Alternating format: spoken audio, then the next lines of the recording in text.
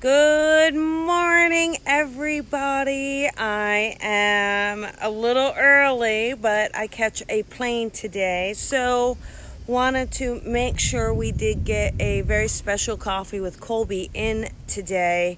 This is the Key West Cemetery, and it's this beautiful grand cemetery that has such history in it. Also very modern, very recent burials here as well.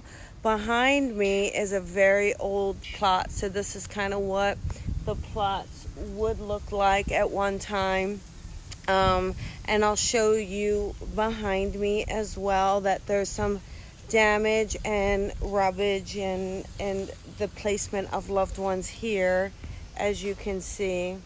And what's really interesting about this cemetery is there was an original cemetery that was destroyed in a hurricane, and so they rebuilt this cemetery and they pulled it away from the water in hopes of having it persevere and survive any natural catastrophes that may occur.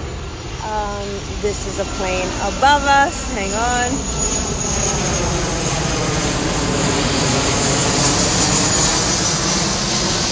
But what is fascinating about cemeteries, we always hear mediums say, well, it's not where spirits reside. But there is a community that resides in a cemetery, and it is our belief and our honor to want to respect, to want to say to a loved one, you mattered, you were here, you meant something.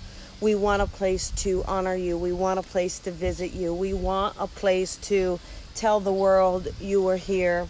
And so that's why cemeteries are just so vital to our existence, to our human existence, our physical existence. And as you can see, look at some of these here with lots of love.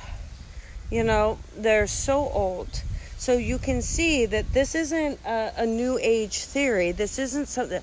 For hundreds and thousands of years, we have wanted to have this honor and this practice of preserving our loved ones in a way of saying, you were here. And isn't that kind of what we want in each of our day? Hi, Kristen. Hi, Brooklyn.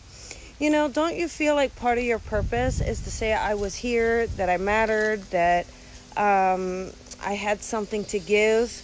And I believe cemeteries are a wonderful way for those around you to acknowledge that, to say, you know what? Yes, you were here. Yes, we love you. Yes, you mattered.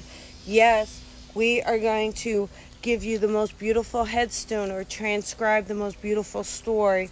And this particular cemetery is very special because it is one in which all are accepted. So they have naval, they actually have African American here, Latino. So it's actually, which is a big deal, to be honest. We kind of take that for granted nowadays, but in a time where there was segregation, in a time where things were divided, this was a cemetery that embraced all living souls and an honoring of all those that transitioned. So, and this particular section here just seems so 1910. It's just so beautiful. There is just this, there's just beauty in a cemetery. It's not really filled with sadness that sometimes people mistake him. There's an overwhelming sense of peace, an overwhelming sense of just love. And I could remember as a little girl, we lived next to a cemetery, and my mom knew I love cemeteries, so they happen to be, I don't want to say playground because that's probably not the best way to show respect and honor, but I hope you understand what I mean.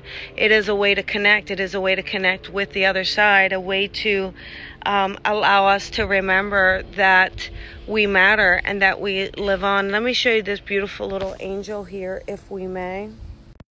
Here we go. Look at that. See that?